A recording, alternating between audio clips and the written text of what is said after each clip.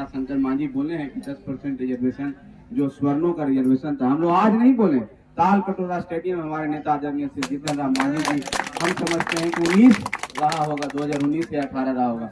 उस समय बहुत कम लोग बोलते थे, बोलने में लोग डरते थे। वो हमको याद है, एक के सिंह वकील हैं, बहुत बड़े वकील हैं, जो निर्भया कांड के लगता है खिलाफ लड़े थे। क्या वो व्यक्ति और बहुत सारे सब आए, बोले कि आप ही बोल दीजिएगा तो हम लोग ऐसे करेंगे। नमस्कार, आप न्यूज फाउंडेशन देख रहे हैं, मैं हूं आपके साथ वंदना। बिहार की राजनीति में 10% सवर्णों के आरक्षण को लेकर के लगातार विवादित बयान सामने आए हैं। बता दें कि जिस तरह से राजद के कई नेता जो हैं इसका विरोध करते नजर आए थे, यहां तक कि बिहार सरकार में मंत्री आलोक मेहता ने तो 10% आरक्षण को लेकर कहा था कि यह अंग्रेजों के दलाल हैं। जीतन राम मांझी की पार्टी हालांकि इस पर समर्थन किया है। जीतन राम मांझी की पार्टी इन दिनों यात्रा पर है। बता दें कि समाधान यात्रा के ठीक बाद जीतन राम मांझी की पार्टी यात्रा निकाली है और इसके तहत घूम घूम कर जो है लोगों के बीच रूबरू हो रहे हैं और साथ ही साथ समस्याओं का भी जानने की कोशिश कर रहे हैं। यहां तक कि संतोष कुमार सुमन ने सभा को जो है, जो यात्रा है, यात्रा को संबोधित करते हुए उन्होंने कहा कि जो भी समस्या है उसको हम नीतीश कुमार के सामने जिक्र करेंगे और इन समस्याओं का जो है वह निदान भी मुख्यमंत्री से जो है वह कराने की कोशिश करेंगे।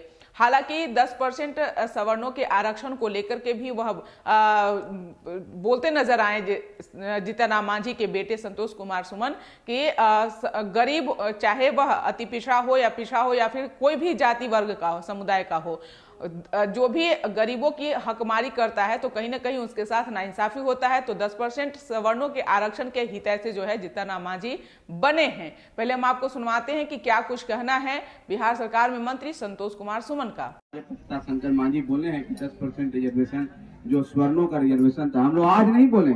ताल कटोरा स्टेडियम में हमारे नेता आदरणीय श्री जीतन राम मांझी जी, हम समझते हैं कि 19 रहा होगा, 2019 या 18 रहा होगा।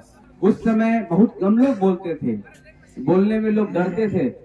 वो हमको याद है, एक के सिंह वकील हैं, बहुत बड़े वकील हैं, जो निर्भया कांड के लगता है खिलाफ लड़े थे। क्या वो व्यक्ति और बहुत सारे सब आए, बोले कि आप ही बोल दीजिएगा तो हम लोग ऐसे करेंगे। हम लोग तो उसके समर्थक हैं और तालकोटरा स्टेडियम में हम लोग ने बात को बोला और वहां से फिर आवाज निकली। आदरणीय रामविलास पासवान जी बोले, अभी बहुत सारे हो रहे, आवाज देखिए, उसका जो रिजल्ट आया, फलाफल आया, आप लोग को भी सम्मान मिला। क्योंकि हम पहला दिन से बोल रहे हैं कि हम गरीब अमीर की बात करते हैं। जो गैप है, जहां पर 3% और 4% लोग जो पूंजीपति हैं, जिनके पास सारा भंडार है, बाकी 96%, 97% लोग आज भी गरीब व्यवस्था में। ठीक हमारे राजेश पांडे जी बोले हैं कि 10 बीघा 5 बीघा वाले को भी हम अमीर नहीं कहते हैं, क्योंकि उनको इतना ही उनको होता है कि उनका साल भर का गुजारा हो जाता है। लेकिन उनके बच्चों को विदेश पढ़ना हो, अच्छी शिक्षा देना हो, वो नहीं हो पाता है। उस दूरी को पाटने के लिए हम लोग निकल चले हैं और उसमें भी जो गरीब बेचारे अनुसूचित जाति के होते हैं, उनको हमको भी सहारा देना है, क्योंकि हमसे भी वो गरीब हैं, उनको आगे निकालना है। उसी के लिए हम बना है, मंच देने के लिए बना है, उनकी आवाज देने के लिए बना है। और इसी सिलसिले में देखिए, सरवन भुइया जी को लेना के टिकट दिए थे हम लोग। जब इनको टिकट दिए थे, बहुत सारे लोग ने तरह तरह की बातें कर दी कि हम के नेता ने उनको पैसा लेकर टिकट दिया, ऐसे दिया। अभी बताइए, तो पैसा देने वाले हैं जिनको ऐसे टिकट, हाथ चप्पल बेचारे खाली पैर घूमने वाला व्यक्ति, मेहनत करने वाला व्यक्ति, आपके बीच में रहने वाला व्यक्ति, तो उन लोगों को हम लोग ने सम्मान देने का काम किया। हमारे जो भी प्रदेश अध्यक्ष हैं प्रफुल्ल मांझी, वो भी एकदम साधारण व्यक्ति थे, आज देखिए विधायक हैं, हमारे प्रदेश अध्यक्ष हैं।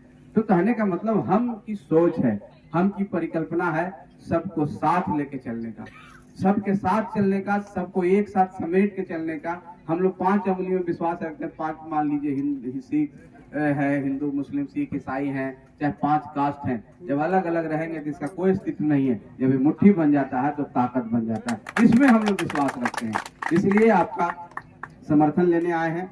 एक बार हम लोग पर विश्वास करके देखिए, आप निश्चित तौर पर हम लोग की तरफ से कोई कमी नहीं आएगी। हम लोग समर्पण भाव से काम करने आए हैं, कोई नेतागिरी करने नहीं आए हैं। हम लोग विश्वास रखते हैं, क्योंकि हम लोग ने गरीबी को देखा है, गरीबी को महसूस किया है। हम देखा नहीं कह सकते हैं, इसलिए कि हमारे पिताजी मुख्यमंत्री रहे, हमारे पिताजी मंत्री रहे। लेकिन आपको हम बता देते हैं कि हम जिस समाज से आते हैं, उस समाज में आज भी मेरे परिवार में बहुत सारे हमारे फुआ हैं, हमारी मौसी हो सकती हैं, आज भी उसी गरीबी में रह रहे हैं, उनके पास हम जाते हैं, ऐसा नहीं है कि हम नहीं जाते हैं। उस गरीबी को हमने महसूस किया है। तो सुना आपने कि क्या कुछ कहा। बता दें कि संतोष कुमार सुमन ने सवर्णों के आरक्षण को लेकर कहा कि सभी को मिलना चाहिए, जो गरीब तबके से हों उन्हें किसी प्रकार का कोई दिक्कत न हो, परेशानी न हो, इसके लिए सभी को जो है कुछ न कुछ मिलने चाहिए और गरीब लोगों को अभी जो है वह उत्थान होने की जरूरत है। हालांकि जिस तरह से सवर्णों के आरक्षण का विरोध लगातार राजद करती रही है, लेकिन अब ऐसे में 7 घटक दलों में से शामिल महागठबंधन में हम पार्टी यानी जीतन राम मांझी 10% सवर्णों के आरक्षण के हितैषी बनते नजर आ रहे हैं। इस खबर बस इतना ही। बने रहिए न्यूज फाउंडेशन के साथ। अब तक हमारे चैनल को सब्सक्राइब नहीं किए तो कर लीजिए। धन्यवाद।